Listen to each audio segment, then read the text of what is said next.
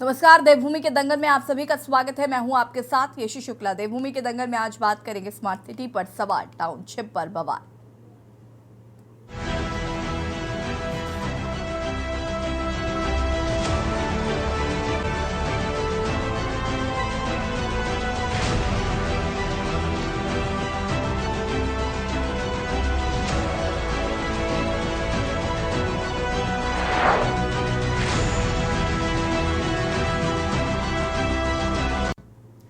उत्तराखंड की धामी सरकार के फैसले का राज्य में विरोध शुरू हो गया है। दरअसल सरकार की योजना है कि राज्य के मैदानी क्षेत्रों में 5 और पर्वतीय क्षेत्रों में 3 टाउनशिप विकसित किए जाए, लेकिन जनता ने इनका विरोध अभी से शुरू कर दिया है। डोईवाला में किसानों और क्षेत्र के लोगों ने इसके विरोध में जमकर विरोध प्रदर्शन किया।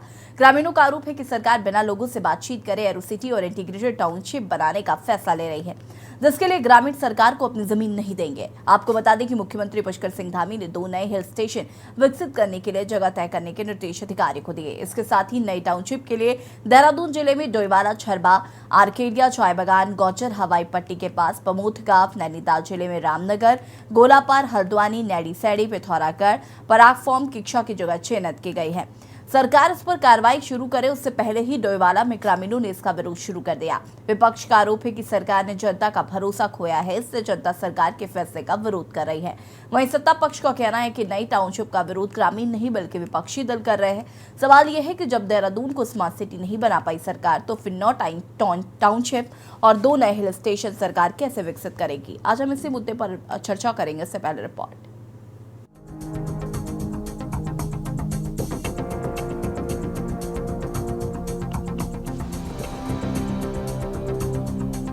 उत्तराखंड की धामी सरकार के फैसले का राज्य में विरोध शुरू हो गया है।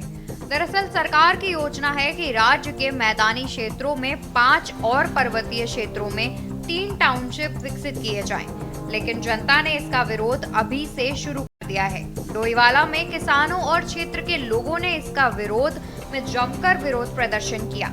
ग्रामीणों का आरोप है कि सरकार बिना लोगों से बातचीत करे एरो सिटी और इंटीग्रेटेड टाउनशिप बनाने का फैसला ले रही है, जिसके लिए ग्रामीण सरकार को अपनी जमीन नहीं देंगे। आपको बता दें कि मुख्यमंत्री पुष्कर सिंह धामी ने 2 नए हिल स्टेशन विकसित करने के लिए जगह तय करने के निर्देश अधिकारियों को दिए हैं।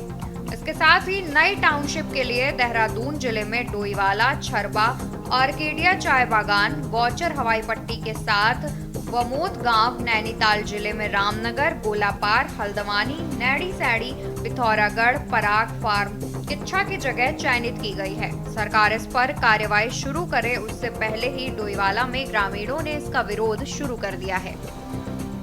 आज यहाँ पर डोईवाला सोसाइटी में किसानों के द्वारा एक मीटिंग का आयोजन किया गया, जिसमें हमें भी उपस्थित हुए हैं हम भी, और इसमें सरकार द्वारा अभी किसी को विश्वास में नहीं लिया गया है और ना जानकारी नहीं दी गई है और ना ही समाचार पत्रों के माध्यम से ही ये पता लगा है कि यहाँ पर स्मार्ट सिटी या एरो सिटी बनने जा रही है।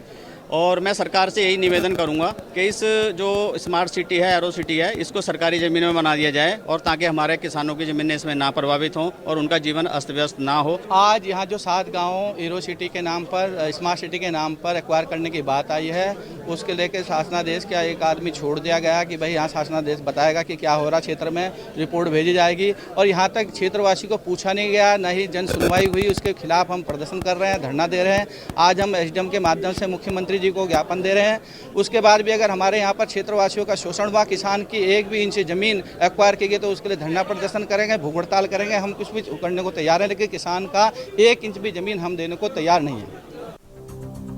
वहीं विपक्ष का आरोप है कि बीजेपी सरकार ने जनता का भरोसा खोया है। सरकार ने स्मार्ट सिटी के नाम पर देहरादून का बुरा हाल कर दिया है और अब सरकार नई टाउनशिप बनाने की बात कर रही है। वहीं सत्ता पक्ष का कहना है कि नई टाउनशिप का विरोध ग्रामीण नहीं बल्कि विपक्षी दल कर रहे हैं। सरकार जनता से बातचीत के बाद ही कोई निर्णय लेगी। का उदाहरण है हमारे पास।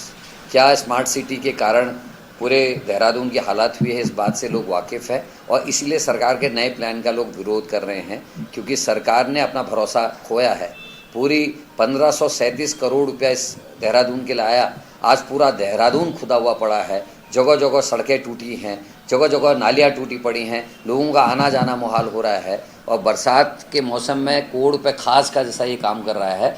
इसलिए सरकार को पहले लोगों का भरोसा जीतना चाहिए, तभी किसी अन्य चीज़ के बारे में बात करनी चाहिए। देखिए, जनता का कहीं कोई विरोध नहीं है और अभी तो तय भी नहीं हुआ है चीज़ें।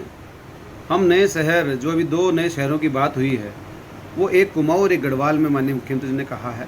और इस बात को मद्देनजर रखते हुए कि जो हमारे पुराने पर्यटक स्थल हैं, चाहे वो मसूरी हो, चाहे उधर नैनीताल हो, उन पर अत्यधिक पर्यटकों का बोझ पड़ रहा है। पर्यटन सीजन में बहुत भीड़ हो जाती है, इसलिए नए शहरों का हम सृजन कर रहे हैं। उस क्षेत्र का भी विकास होगा, उस क्षेत्र के लोगों को रोजगार भी मिलेगा और जहाँ पर ज़्यादा अत्यधिक बोझ है वहाँ पर भी बोझ कम होगा, भीड़ भाड़ नहीं होगी, जाम से छुटकारा मिलेगा। इन सभी चीज़ों को मद्देनजर रखते हुए 2 नए स्मार्ट शहर बसाने की बात माननीय मुख्यमंत्री जी ने कही है। कुल मिलाकर एक तरफ जहां स्मार्ट सिटी के कार्यों पर सवाल खड़े हो रहे हैं, तो दूसरी तरफ राज्य सरकार 9 टाउनशिप और 2 नए हिल स्टेशन बनाने की तैयारी कर रही है। सवाल यह है कि क्या सरकार बिना लोगों से बातचीत कर फैसले ले रही है? आखिर सरकार ऐसे मेगा प्रोजेक्ट के लिए बजट का इंतजाम कहां से करेगी? क्या लोगों के विरोध के बावजूद सरकार नए टाउनशिप और हिल स्टेशन का निर्माण कर पाएगी? Uttarakhand desk report. पर लगातार स्मार्ट सिटी को लेकर कई सवाल खड़े हो रहे हैं। ऐसे में टाउनशिप बनाने की बात को लेकर विपक्ष लगातार सरकार पर हमलावर नजर आ रहा है।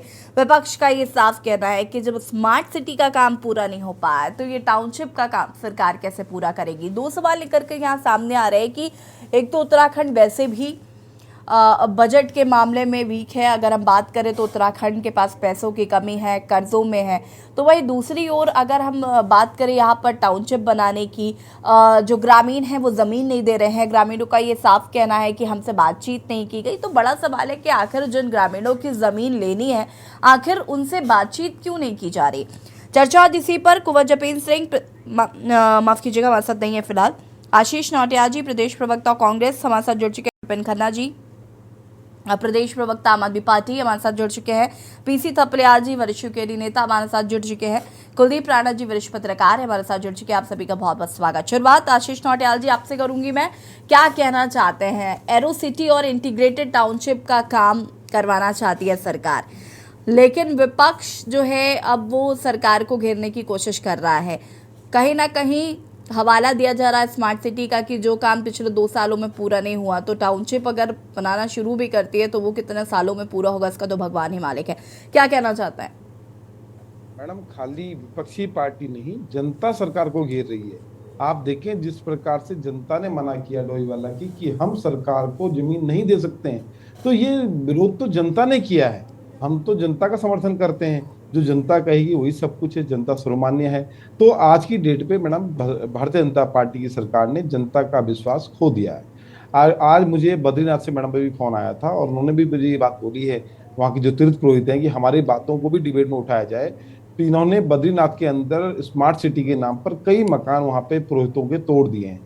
जब वो अपने घर आ रखे थे, पट बंद थे वहाँ के, और तोड़ के उनका सामान इधर उधर धर्मशाला में फेंक दिया, जिनको अपना सामान ही नहीं मिल रहा है। 8-9 परिवार ऐसे हैं जिनको अपना सामान ही नहीं मिल रहा कि सामान फेंक कहाँ दिया। कोई कभी वो डीएम के चक्कर काट रहे हैं, कभी कहीं जा रहे हैं, कभी कहीं जा रहे हैं, उनको सामान नहीं मिल रहा है। और फिर दोबारा अब उनके घर तोड़ने के लिए तैयार हो गए। 70-80 परिवार हैं जिनके घर टूटने वाले हैं, और उनके यहाँ भी यही, ना तो कोई मुआवजे की बात ना कुछ, उनसे कह रहे हैं हमारे नाम पे रजिस्ट्री कर दो जमीन की और खुद तुम कहीं धर्मशाला में शिफ्ट हो जाओ। तो कहाँ जाएगा आदमी? आपने हर जगह, आपने पुरोहितों तक को नहीं छोड़ा, आपने आम जनता को परेशान करके रखा है। कितना प्रताड़ित करोगे जनता को, जिसकी अपनी रजिस्ट्री की जमीन है, आप उससे भी छीना झपटी करने का काम कर रहे हैं। और बाकी अतिक्रमण के नाम पे तो आप लोग काम कर ही रहे हैं कि अतिक्रमण के नाम पे तो आप लोगों को छीना झपटी कर रहे हैं, पर जिसकी रजिस्ट्री की जमीन है उसके साथ भी आप छीना झपटी करने का काम कर रहे हैं। तो बड़ा दुर्भाग्यपूर्ण है। आज देखिए जिस प्रकार डोईवाला की जनता ने सरकार के प्रोजेक्ट को नकारा, इससे साफ पता लगता है कि जनता का सरकार से विश्वास उठ गया है, उन्हें सरकार पर कोई विश्वास नहीं। ठीक है, विपिन खन्ना जी क्या कहना चाहते हैं इस मसले पर? किसी चीज इस मुद्दे को सुन के ही अपने आप में हंसी आती है, क्योंकि सरकार जो है, वैसे जो मुख्य मुद्दों से जो ध्यान भटकाने का तो सरकार वो कहीं ना कहीं सफल साबित होता नजर आ रहा है। तभी हम लोग इस विषय पर बहस करने के लिए बैठ गए हैं, क्योंकि एक कहावत है कि घर में नहीं दाते अम्मा चली भुनाने। अनम्यूट कीजिएगा विपिन जी। बहुत फिट बैठती है, क्योंकि गले तक कर्ज में डूबा उत्तराखंड, जिसके पास कर्मचारियों को देने के लिए तनख्वाह के पैसे नहीं है, वो उसके लिए भी कर्ज लेना पड़ता है। कर्ज में डूबी हुई जनता जो एक एक नागरिक के ऊपर 1-1 लाख रुपए का कर्ज है, उस कर्ज को उतारे सरकार, केंद्र से कर्जा ले सरकार, या नए सिटी डेवलप करे सरकार। अभी स्मार्ट सिटी का आप हाल देख रहे हैं कि पहली बरसात में स्मार्ट सिटी जो है पानी में पूरी तरह से डूब चुका है। केंद्र सरकार एक जोशी मठ को बसाने में असफल साबित हुई है। राज्य सरकार, केंद्र सरकार ने अठन्नी नहीं दी इनको, यहां तक कि स्मार्ट सिटी का बजट भी इन्होंने काट दिया। तो मुझे लगता है कि डोईवाला की जो जनता है वो विरोध तो कर रही है, मुझे लगता है चिंता की कोई बड़ी बात है नहीं।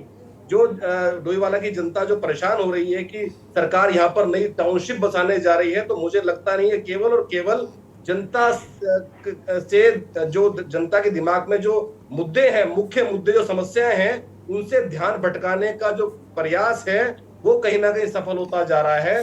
क्योंकि उत्तराखंड सरकार इतने बड़े कर्ज में डूबी हुई है, मुझे लगता नहीं है कि जो सैलरी के लिए केंद्र के सामने कटोरा लेके खड़ी हो जाती हो, आपदा के लिए जो कटोरा लेके केंद्र सरकार के सामने खड़ी हो जाती हो, अपने आय के स्रोत ना हो, वो नई टाउनशिप कैसे बसाएगी। जबकि स्मार्ट सिटी में तो केंद्र का अपना बड़ा योगदान रहा, केंद्र ने अपना बजट पास किया, वो भी ये लोग नहीं बना पाए, तो ये अपने बेस पे नई टाउनशिप कैसे बनाएंगे, वो भी एक नहीं दो की बात हो रही है। तो मुझे केवल ये हास्यास्पद लगता है और केवल ये मजाक लगता है, इससे ज्यादा मुझे कुछ नहीं लगता है। ठीक है, पीसी थपलियाल जी। देखो, सबसे पहले ये सरकार को डिफाइन करना चाहिए कि इसका विजन क्या है इसके ऊपर, क्योंकि हमें ये सरकार विजनलेस सरकार लगती है, अनुभवहीन सरकार है, एक पेड़ से दूसरे पेड़ पे कूदने वाली सरकार लगती है। हमें नहीं मालूम पड़ रहा कि ये चाह क्या रहे हैं, क्योंकि टाउनशिप जो डेवलपमेंट होता है उसके पर्टिकुलर उद्देश्य होते हैं। हमने अपने आंखों के सामने देहरादून को देखा, देहरादून जैसे सैचुरेट होने लगा तो हमारे फौजी कोटद्वार में बसने लगे। जब कोटद्वार में सैचुरेट उनके 25 पावर से बाहर गया तो सतपुली में बसने लग गए। और सतपुली तो जब इस नए, देखो, जनता अपना रास्ता अपने आप ढूंढती है, और जब जनता अपना रास्ता ढूंढती है तो सरकार का काम होता है उस पर बारीक नज़र रखते हुए वहाँ पे इस तरह के सिस्टम डेवलप करना कि वहाँ पे जो सड़कें नैरो न रह जाए, वहाँ का मास्टर प्लान को बनाते हुए और जो सिस्टम है उस सिस्टम के अंदर टाउनशिप को ढालना। लेकिन अभी नया बनाना चाहते हैं, तो नया जो बनते हैं विदेशों में, अगर विदेशों की नकल करना चाहते हैं तो विदेशों में तो इतनी जमीन पड़ी हुई है, और वहाँ सबसे पहले वो खाली जमीन में इंडस्ट्री लगाते हैं। पर इंडस्ट्री लगाने के बाद फिर वहां पे जो कर्मचारी होती हैं उनके बेस बनाकर टाउनशिप का डेवलपमेंट होता है। ये करना क्या चाहते हैं, ये भूमाफियों के चंगुल में है। भूमाफिया इनको उत्साहित कर रहा है, भूमाफिया करो करो करो, क्योंकि मैंने इनको भूमाफियों के उत्साह में उकसाने में इन्होंने यहाँ पे क्या किया, हमारे शहर नगर निगम को बड़ा क्षेत्र बना दिया, जिससे कि वो भू कानून के अंदर में ना आए और वहां पे जो जितनी जमीन चाहे भूमाफिया खरीद ले। इसलिए इन्होंने जगह जगह नगर पालिका, नगर निगम, नगर परिषद ये सब डिक्लेयर कर दिए। पहाड़ों में छोटे छोटे कस्बे भी इन्होंने डिक्लेयर कर दिए, जिससे कि माफिया वहां पे अपना बहुत खतरनाक है इनका। ये लोग उत्तराखंड के लोग नहीं है, ये जनहिती काम नहीं कर रहे हैं, ये वहां से कहीं से गाइडेड है और उस गाइडेंस में काम कर रहे हैं, और इसलिए जनता का इन पे विश्वास उठ चुका है और इसलिए जनता इनकी कहना नहीं मान रही। ये नहीं बना सकते इनका कभी ऑल वेदर रोड, कभी स्मार्ट, नाम देखो ऐसे मालूम नहीं कहां से पंडित लाते हैं एडमिन सिटी। अरे तुम स्मार्ट सिटी नहीं बना पाए देहरादून को, तुम एडमिन सिटी। अब पूछो जरा किसी को कि एडमिन सिटी क्या है, भाई चुप। इनके कोई भी प्रवक्ता नहीं बता पाएगा कि तुम्हारी सरकार चाह क्या रही है। दावे के साथ कहता हूं मैं, नहीं बता सकते। ठीक है, स्मार्ट सिटी एडमिन सिटी में डिफरेंस बता दे, मैं मान जाऊं। देहरादून एडमिन सिटी भी है और स्मार्ट सिटी भी है। अब बताओ भाई, तुम डिफाइन करो। अब नई टाउनशिप में उद्देश्य बताओ, स्पष्ट करो। चलिए, नहीं बता। जपेन जी हमारे साथ जुड़ चुके हैं, भारतीय जनता पार्टी के प्रवक्ता। जपेन जी, बहुत बहुत स्वागत है आपका। देखिए, अभी चूंकि आप देरी से जुड़े, मुझे नहीं पता आपने कितना सुना कितना नहीं, मैं आपको लेकिन बता देती हूँ। जो अभी विपक्षी दलों का जो रिएक्शन आया है वो काफ़ी ज़्यादा बहुत जेन्युइन सवाल हैं। कि पहला तो ये कि आपका स्मार्ट सिटी का काम अभी तक पूरा नहीं हुआ और उसके बजट में कटौती की गई, और दूसरी बात ये कि क्या ये ध्यान भटकाने के लिए आप टाउनशिप का मुद्दा लेकर आए हैं कि टाउनशिप बनवाएंगे, और विपक्ष ये भी कह रहा है कि जनता को अब आप पर भरोसा नहीं है, जनता नहीं चाहती कि आप टाउनशिप बनाएं, आप किसी तरीके का अब आप कुछ विकास की बात करें, उन्हें रास नहीं आ रहा। और ये जो टाउनशिप बनाने की बात करी जा रही है, इसको लेकर आपका विजन क्या है? ये 4-5 सवाल है जो विपक्षी दलों के हैं। शुरुआत में सबसे पहले यही पूछना चाहती हूँ कि इस टाउनशिप का विजन क्या है, पहले तो ये क्लियर करें। जो एक स्मार्ट सिटी का कॉन्सेप्ट है और उत्तराखंड को बने हुए आज 23 वर्ष हो गए हैं। इन 23 वर्षों में उत्तराखंड की आबादी भी बढ़ी है, आबादी के साथ साथ यहाँ इंडस्ट्रियलाइजेशन भी बढ़ा है, और उत्तराखंड एक टूरिस्ट स्टेट है। यहाँ रिलीजियस टूरिज्म और टूरिज्म दोनों का पूरी तरह से ये प्रभाव देखा जाता है, आज से नहीं वर्षों से। स्मार्ट सिटी प्रदेश के नागरिकों के लिए होती है एक ऐसा शहर जिसे आधुनिक सुविधाओं से युक्त बनाया जाए, जिसके अंदर काफी, जैसे सीवरेज हो गया, आपकी कनेक्टिविटी हो गई, आपका ये उसके साथ आपका जो इलेक्ट्रिसिटी का है वो पोल्स ना होके अंडरग्राउंड लाइंस हो गई। ठीक है, ये देखिए जपेन जी, ये बात आपने कही कि हम आधुनिकता से लैस ऐसा बनाना चाहते हैं, हम आधुनिक चीजों के साथ उसे करेंगे टाउनशिप को। ठीक बात है, आपके पास पैसा है? पैसा तो उस पे लग रहा है, लेकिन हाँ, निश्चित तौर पर जो अभी बजट की बात आई है, तो अभी जितना बजट व्यवस्थित होके लगना चाहिए या जितना बजट की आवश्यकता है उतना बजट वहाँ जारी हुआ है, कर्जा लेंगे हम चल रहे हैं। देखिए, 2 मिनट पहले हम अपनी एक बात पूरी कर लें, और उसका स्मार्ट सिटी का कार्य चल रहा है। ठीक है, थोड़ा सा उसमें व्यवधान आया, या हम एक ऐसे प्रदेश में रहते हैं जहाँ डिजास्टर्स या नेचुरल डिजास्टर्स का प्रभाव रहता है, कई बार व्यवधान, लेकिन इसका मतलब ये नहीं है कि कार्य रुक गया या कार्य पूर्ण नहीं होगा। अब एक एडमिनिस्ट्रेटिव टाउनशिप की बात आ गई, तो एडमिनिस्ट्रेटिव टाउनशिप के पीछे उसका मकसद यही था कि एक एडमिनिस्ट्रेशन के लिए एक अलग से कुछ ऐसा सेटअप बनाया जाए जहां प्रदेश की पूरी हमारी अफसरशाही या हमारा एडमिनिस्ट्रेशन जहां से चले, जहां से व्यवस्थाएं चले, और जब किसी राज्य को आधुनिक राज्य के रूप में वो बदलता है तो ये एक टेक्निकल चीजों पे भी ध्यान दिया जाता है और जरूरतों पे भी ध्यान दिया जाता है, चीजों को वहां मिक्स नहीं किया जाता। अब यहाँ हमारे प्रवक्ता साथी थपलियाल जी ने बहुत आराम से कह दिया कि किसी को मालूम नहीं है, तो क्या थपलियाल जी को ऐसा लगता है कि प्रदेश के अंदर समझदार लोगों की कमी है या विजन वाले लोगों की? उन्होंने कहा कि प्रवक्ता को नहीं मालूम होगा। जपेन जी, उन्होंने सीधा सीधा आप पे सवाल उठाया, उन्होंने जनता पर सवाल नहीं उठाया, उन्होंने आप पर सवाल उठाया कि आपको मालूम है क्या, आप डिफरेंस बता सकते हैं? सवाल जवाब हो सकता है कि इनका किसी प्रवक्ता से सवाल जवाब हुआ हो और ये उनके उससे विचारों से संतुष्ट ना हो या वो इन्हें ना समझा पाए हो, लेकिन ये थपलियाल जी बहुत ही सुलझे हुए इंसान है और ये बेहतर समझते हैं कि एडमिनिस्ट्रेटिव टाउनशिप और स्मार्ट टाउनशिप का क्या उसमें डिफरेंसेस हैं और कैसे उसे डेवलप किया जाता है। और आज उत्तराखंड की जरूरतों के अनुकूल ही हमारी सरकार ये योजनाएं बना रही है, उन योजनाओं पे धीरे धीरे अमल हो रहा है और आने वाले समय में 25वीं वर्षगांठ, आपकी इजाजत हो क्या मैं आपसे एक सवाल पूछ सकती हूँ? और जी आप 2 पूछिए।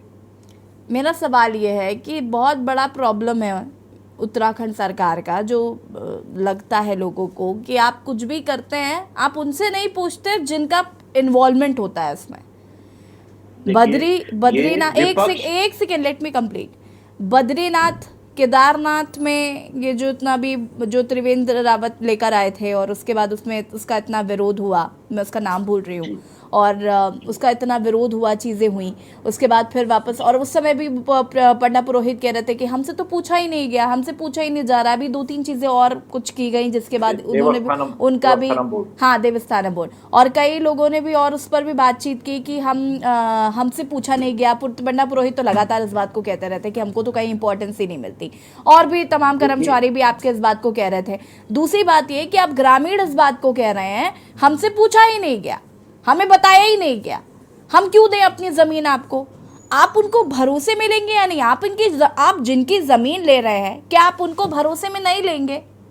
जवाब दीजिए। नहीं, देखिए बिल्कुल भरोसे में लिया जाता है, और उसके लिए एक हमारी एक संवैधानिक प्रक्रिया है और वो पूरे देश में अपनाई जाती है। और ऐसा नहीं है कि उनकी जमीनें उन्हें उचित मुआवजे दिए जाते हैं, जो उनके जिस मुआवजे के आधार पे ये सारे निर्णय लिए जाते हैं। लेकिन हाँ, थोड़ा बहुत विरोध हर जगह होता है, लेकिन इसका मतलब ये नहीं कि विकास को रोक दिया जाए या डेवलपमेंट को लेके योजनाएं ना बनाई जाए। डोईवाला के तो लगभग ग्रामीण आपके विरोध में है। अच्छा, ये मुझे ये बताइए, विरोध होता है, आप कह रहे हैं थोड़ा बहुत विरोध होता है, लेकिन आप उस तवज्जो तो देंगे ना उनको, कि इम्पोर्टेंस नहीं देंगे आप? उनकी जमीन पर ही आप बनाएंगे और आप उनसे ही नहीं पूछेंगे क्या? नहीं, बिल्कुल तवज्जो दी जाती है। देश के अंदर कौन सा ऐसा संस्थान है, कौन सी ऐसी टाउनशिप है, या जो ऐसा कौन सा ऐसा सरकारी और गैर सरकारी उपक्रम है जब उसके लिए भूमि अधिग्रहण की कार्रवाई शुरू की जाती है और वहां विरोध होता है। लेकिन विरोध के साथ साथ आज सुप्रीम कोर्ट की रूलिंग है, उचित मुआवजे दिए जाते हैं, बाजार दर पे मुआवजे दिए जाते हैं।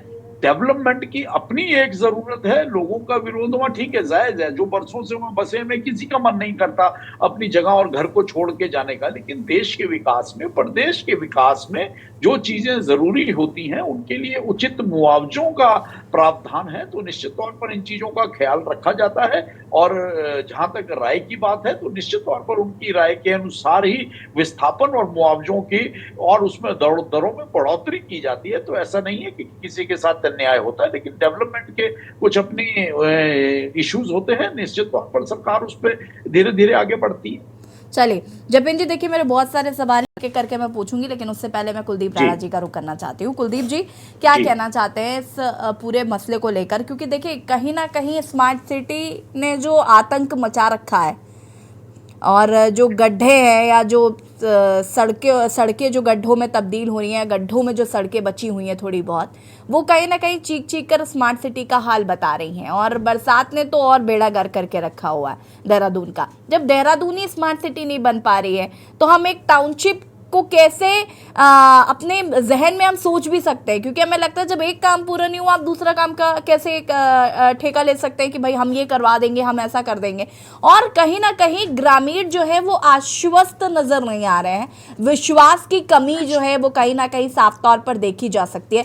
आपका क्या रिएक्शन है इस पर? सबसे पहले तो देखिए यसी, आपने बहुत सही शब्द का इस्तेमाल किया, आतंक।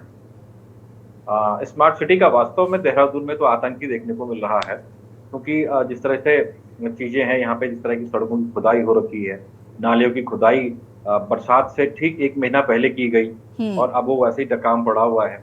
हमें भी कई बार घर जाते हुए, मैं समझता हूँ कि यहाँ पर जितने लोग हैं सभी लोग जो देहरादून में घूम रह रहे होंगे, तो घर जाते हुए हमें कई बार बड़ा डर लगता है कि कहीं ना किसी अभी निर्माणाधीन नाली में ना घुस जाएं।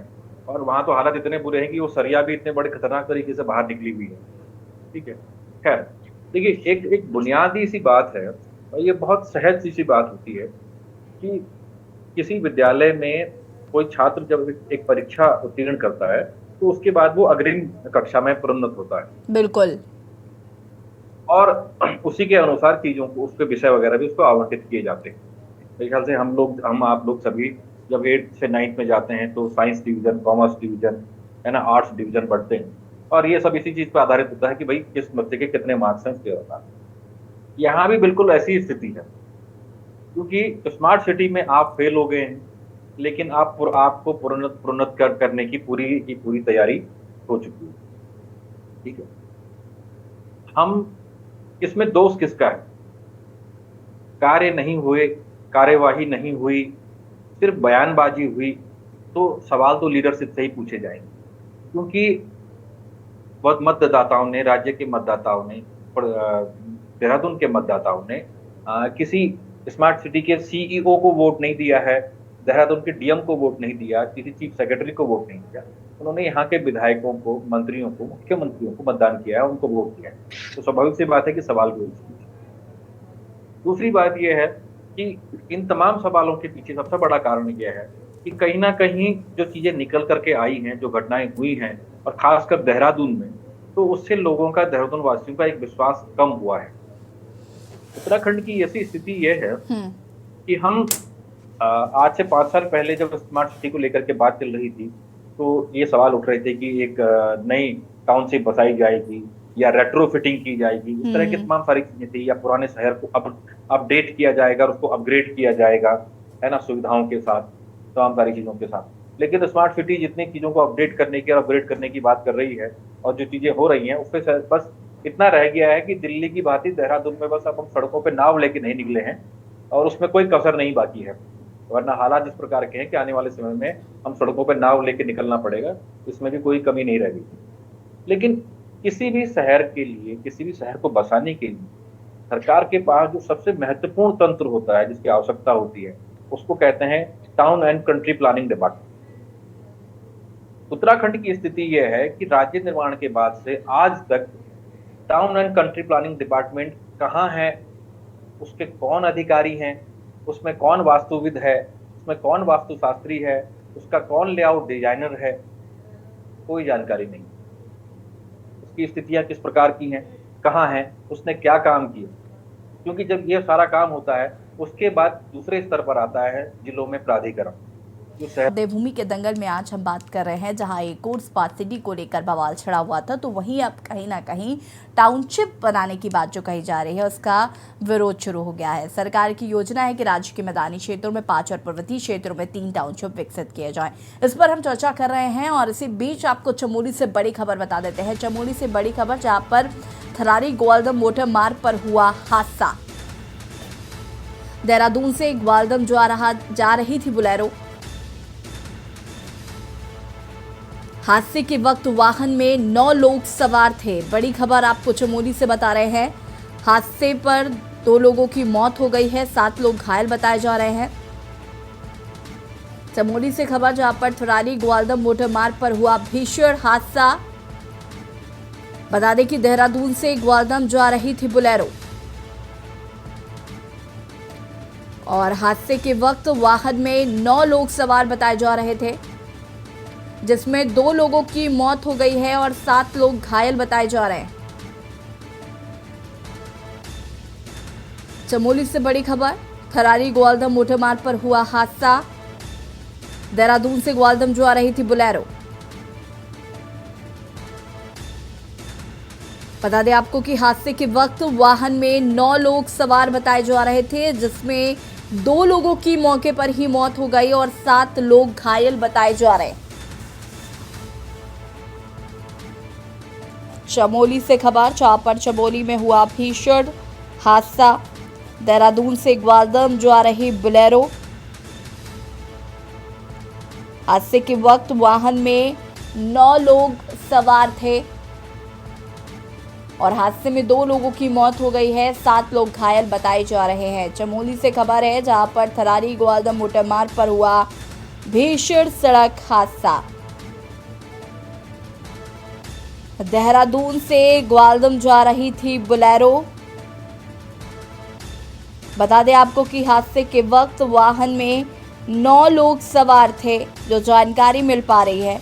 हादसे में 2 लोगों की मौत हो गई है, 7 लोग घायल बताए जा रहे हैं। तस्वीरें आपको हम टीवी स्क्रीन पर दिखा रहे हैं। प्रशासन मौके पर मौजूद, ये तस्वीरें आप देख सकते हैं। बुलेरो खाई में गिरी, 2 लोगों की मौके पर ही मौत हो गई है और 7 लोग घायल बताए जा रहे हैं। घटनास्थल की ये तस्वीरें टीवी स्क्रीन पर आपको हम दिखा रहे हैं। प्रशासन मौके पर मौजूद।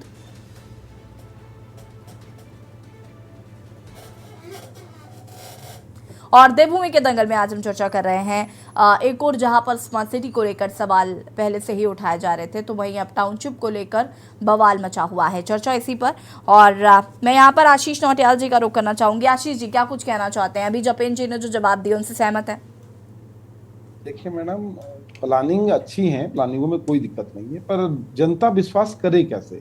अभी थोड़ी देर पहले मैं आपको जो उदाहरण बता रहा था कि बद्रीनाथ के अंदर तीर्थ पुरोहित आज से हड़ताल में बैठ चुके हैं, आज से धरने में बैठ चुके हैं तीर्थ पुरोहित, जिनका एक सीजन का टाइम होता है, 2-4 महीने ही सीजन होता है। उन बेचारों को अपने घरों को बचाने के लिए, क्योंकि स्मार्ट सिटी के द्वारा उनके घर तोड़े जा रहे हैं और उसकी कोई मुआवजे की बात नहीं हो रही है, कुछ नहीं हो रहा कि आपने रजिस्ट्री करो और चले जाओ।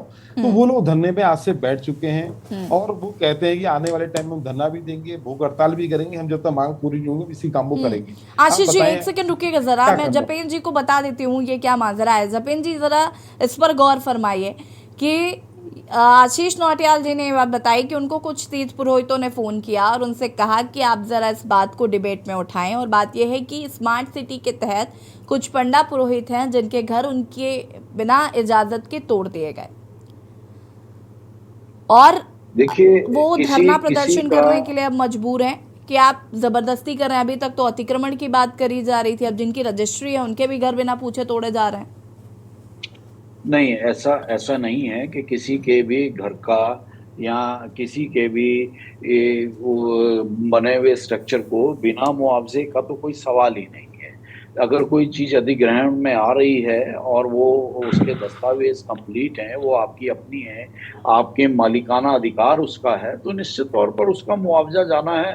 तो ये तो कहीं ना कहीं कोई गलतफहमी है, कहीं कंफ्यूजन क्रिएट हो रहा है। आशीष जी तो सरकार डेवलपमेंट के लिए अगर आप चाहें तो डिबेट में आपको उनका नंबर देके आपकी बात भी करा सकता हूँ। वो लोग आज से हड़ताल में बैठे हैं, उन्होंने वीडियो भी बना के भेजा था मुझे, कह रहे हैं, और उनका कहना है कि हमें जो है इस जगह से ये कह रहे हैं कि आप हमारे नाम पे रजिस्ट्री कर दो और आप लोग कहीं धर्मशाला में शिफ्ट हो जाओ। क्या मुआवजा देना है, क्या होगा, उसकी कोई बात नहीं हो रही है। ये मुझे खुद फोन आया, कंफर्म करते हैं नंबर। ऐसा नहीं है, अगर आप उन्हें बिल्कुल नंबर दे सकते हैं और यहाँ बिल्कुल हम सक्षम अधिकारियों से इस बारे में जानकारी भी प्राप्त की जा सकती है, तो ऐसा नहीं है। और हमें उम्मीद है कि अपने पिछले जब वहाँ पट्टे बंद थे वहाँ के, ये घर आए थे तो कम से कम 8-9 लोगों के घर तोड़ दिए गए और उनके घर का सामान कहीं धर्मशाला में डाल दिया गया, वो आज तक नहीं मिल रहा है। देखिए दो चीजें समझिए आप नौटियाल जी। कई बार ऐसा होता है कि आप जिस जगह रह रहे हैं उसका मालिकाना अधिकार आपका नहीं है, या वो सरकारी भूमि है या वो नगर पालिका की भूमि है, ठीक है। बहुत से कई मामले ऐसे भी संज्ञान में आते हैं कि लोग बरसों से उस पे रह रहे हैं लेकिन उनका मालिकाना अधिकार नहीं होता, तो निश्चित तौर पर वहां जरूर। चलिए आशीष जी आप नंबर ट्रांसफर करिएगा जपेन जी, मुझे लगता है कि आगे इस पर कुछ प्रोसीड करवाएंगे। पीसी थपलियाल जी इस पे भी डिबेट मैडम रखी जाएगी। जी मैडम, एक्चुअल में जो केदारनाथ और बद्रीनाथ की समस्या है ये राष्ट्रीय समस्या है। हमारे यशस्वी प्रधानमंत्री जी का महत्वाकांक्षी और उनका ड्रीम प्रोजेक्ट है केदारपुरी और बद्रीपुरी बनाना और दोनों जगह कॉरिडोर बनाना। उसमें कई जो पर्यावरणवादी हैं वो चिंतित हैं कि उच्च हिमालय को ऐसी छेड़छाड़ नहीं करनी चाहिए, लेकिन इसमें कोई कुछ नहीं कर सकता। जहां प्रधानमंत्री जी वो रख देते हैं वहां होना ही होना है। थपलियाल जी वैसे हम टाउनशिप पे आज बात कर रहे हैं।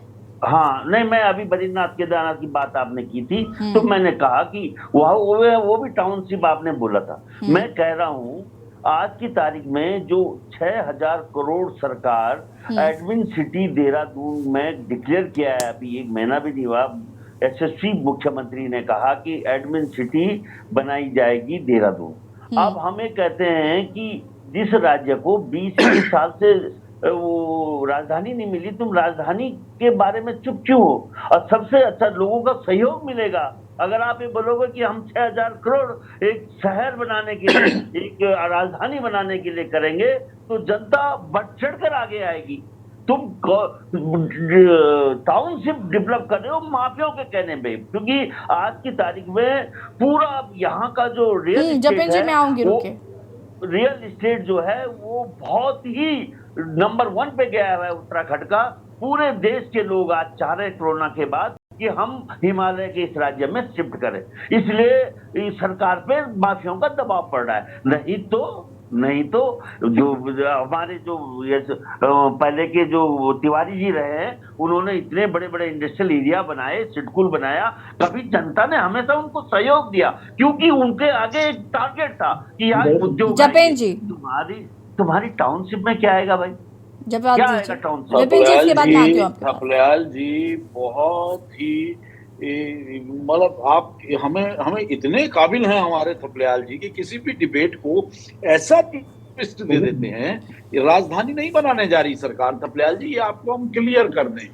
एक आज जो नए महानगरों की, नए उपनगरों की आवश्यकता है उत्तराखंड को, या जो टेक्नोलॉजी से लैस किसी नगर की आवश्यकता महसूस की जा रही है, उत्तराखंड बहुत महत्वपूर्ण राज्य है, तो उस पर सरकार अपने कदम आगे बढ़ा रही है। जपेन जी, तो वही इस पे तो हम थपलियाल जी किसी कह रहे हैं कि चीज- अगर आप राजधानी बना देते ना तो जनता आपको समर्थन करती। वो यही बात तो कह रहे हैं कि आप राजधानी नहीं बना रहे, इसी बात का दुख है उन्हें। अच्छा शहर बनता, अच्छा टाउन बनता, राजधानी का मुद्दा, तो गैरसैंण को सरकार ने कब इनकार करा है? ठीक है, अगर उस पर अभी अगर उस पर निर्णय नहीं लिया गया तो सरकार ने इनकार कब करा है? हम आज जिस पे बात कर रहे हैं, जो बाकी उपनगरों की बात है, टेक्नोलॉजी बेस्ड टाउनशिप्स की बात है, तो निश्चित तौर पर उन कार्यों को आगे बढ़ाया जा रहा है प्रदेश की भविष्य की जरूरतों को देखते हुए, विपिन खन्ना जी, भविष्य की जरूरतों को देखते हुए। विपिन खन्ना जी जी यशी जी, क्या कहना चाहते? यशी जी, अभी हमारे भाई जपेंद्र जी की मैं बातें सुन रहा था, उन्होंने काफी विस्तार से समझाया कि एडमिन सिटी और स्मार्ट सिटी में क्या फर्क होता है, और बिल्कुल बहुत महत्वपूर्ण उन्होंने जानकारियां हमको दी। हमको शायद नहीं पता थी, जानकारी जपेंद्र भाई ने दी है। लेकिन हमारा जो सवाल है वो जिसका तस बना हुआ है कि यशी जी, एक घर अगर मैंने कर्जे पे ले रखा है तो मैं दूसरे घर के विषय में सोच तो सकता हूँ, ये तो मेरा सोचने का तो मेरा स्वयं का अधिकार है, लेकिन उसको मैं लूंगा कैसे, ये बहुत महत्वपूर्ण सवाल है। क्योंकि आप अभी तक जोशी मठ के लोगों को बसा नहीं पाए हैं। ये उत्तराखंड का जीता जागता सवाल है। उत्तराखंड में आप युवाओं को नौकरी नहीं दे पाए हैं, ये भी जीता जागता सवाल है। आप नए टाउनशिप की बात कर रहे हैं, जबकि स्मार्ट सिटी में ही केंद्र सरकार आपका बजट रोक चुकी है। हमारा सबसे महत्वपूर्ण सवाल यही है कि ठीक है, अच्छी बात है, सोच अच्छी है, विकसित होना भी चाहिए, लेकिन होगा कैसे, बजट कैसे आएगा? आपके पुल टूट रहे हैं, उनके लिए आपके पास बजट नहीं है। केंद्र सरकार का मुंह राज्य सरकार देख रही है। छोटी छोटी चीजों के लिए, अभी आपदा इतनी बड़ी प्रदेश में आ रखी है, उसके लिए केंद्र सरकार का मुंह देख रही है राज्य सरकार। बजट आपके पास है नहीं, आय के साधन आपने, आय के स्रोत आपने जनरेट नहीं किए उत्तराखंड के अंदर। लोग, मतलब कहने का ये है कि अगर आप नई टाउनशिप बनाना चाहते हैं तो बनाइए, कोई दिक्कत नहीं है। समस्या ये है कि आप बजट कैसे लेके आएंगे। उत्तराखंड का एक एक व्यक्ति 1 लाख रुपए के कर्ज में है। उत्तराखंड सरकार कई लाख, कई करोड़ रुपए के कर्ज में है।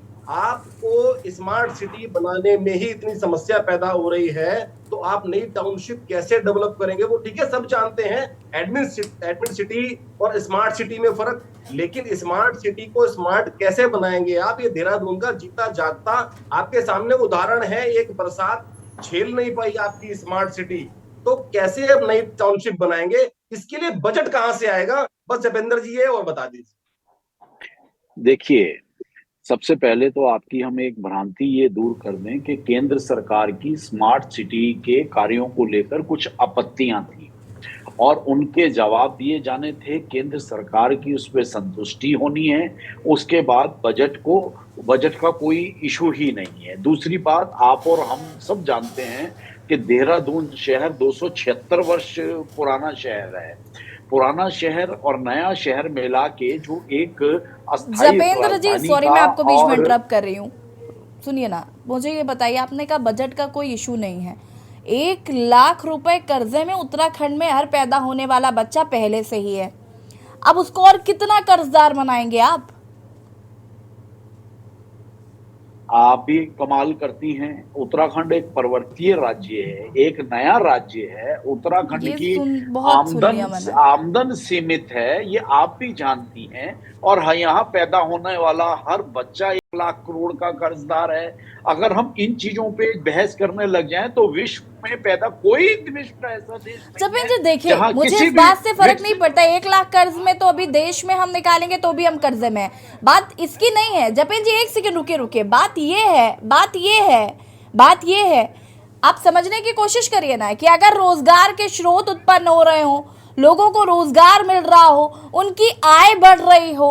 मैं मानती हूं कि आपदाएं आती हैं, आपदाओं से ग्रसित है ये प्रदेश, लेकिन तमाम चीजें हैं ना, लेकिन उनके भी संभावनाएं भी तो होती हैं। हम कर्जा लेते चले जा रहे हैं, लेकिन हमारे पास, हमें ये नहीं पता कि हम आगे यहाँ पर डेवलपमेंट कैसे होगा, या यहाँ पे जो बच्चे हैं उनका फ्यूचर क्या होगा। ये सारे सवाल भी तो जनता के मन में होंगे या नहीं होंगे?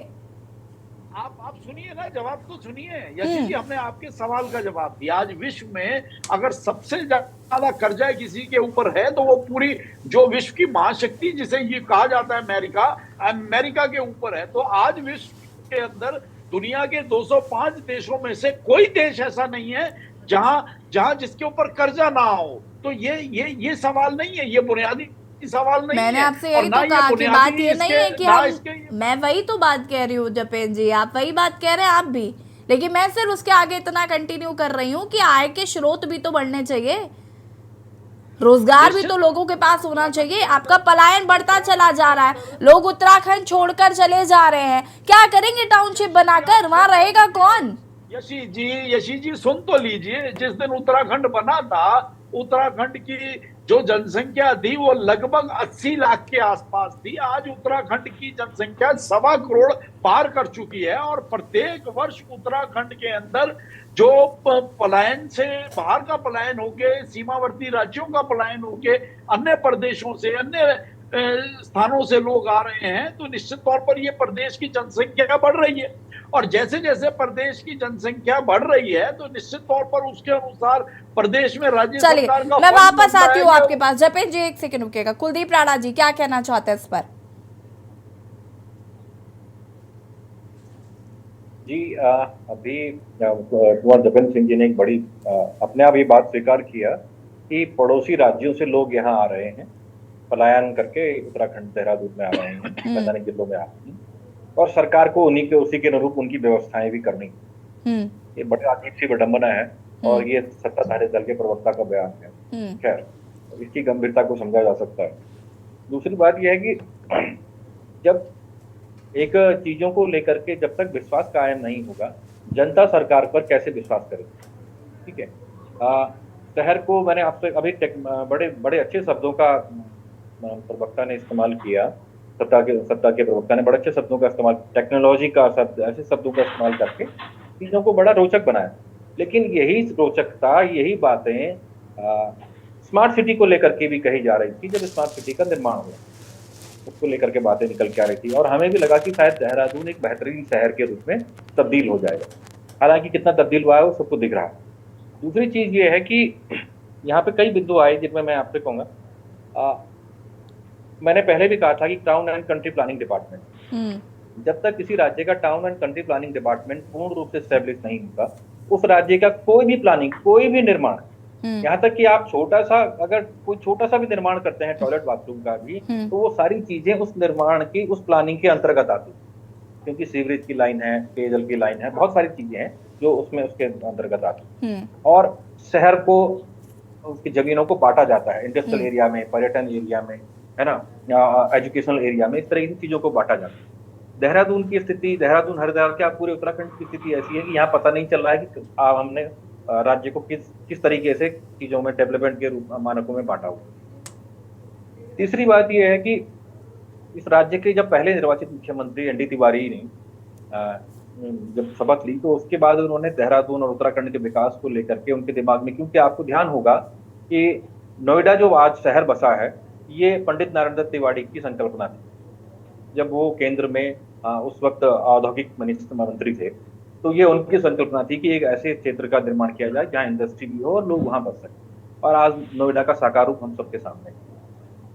उसी के अनुरूप जब वो उत्तराखंड के मुख्यमंत्री बने, तो उन्होंने देहरादून में ग्रेटर दून की एक संकल्पना प्रस्तुत की कि भाई देहरादून शहर का जो ऐतिहासिक ढांचा है वो खराब ना हो, और देहरादून के बाहरी क्षेत्र को लेकर के एक इस तरह की चीजें तैयार की जाए ताकि एक कॉरिडोर हो जाए, जो बाहरी वाहन है वो बाहर से चले जाएं, यहाँ से गुजरने वाले लोग बाहर से निकल जाएं, एक नया शहर देहरादून के चारों तरफ बसे, ताकि शहर जो देहरादून का जो ऐतिहासिकता है वो खराब ना हो और उसमें ज्यादा दबाव ना पड़े। ठीक है, लेकिन तब राजनीतिक कारणों से, तमाम सारी चीजों से दबाव में ये चीजें रह गई। अभी जो नई बात निकल के आ रही है, नई टाउनशिप, निसंदेह उत्तराखंड को नई टाउनशिप की जरूरत है, क्योंकि उत्तराखंड की पॉपुलेशन बढ़ रही है, यहाँ भू दबाव बढ़ रहा है। लेकिन समस्या ये है कि क्या ये टाउनशिप सिर्फ मैदानी जिलों के लिए जरूरी है? दूसरी बात, अभी जिस तरह की यहाँ भौगोलिक परिवर्तन होते रहते हैं और अभी आपने आपदाओं को लेकर के भी बात कही है।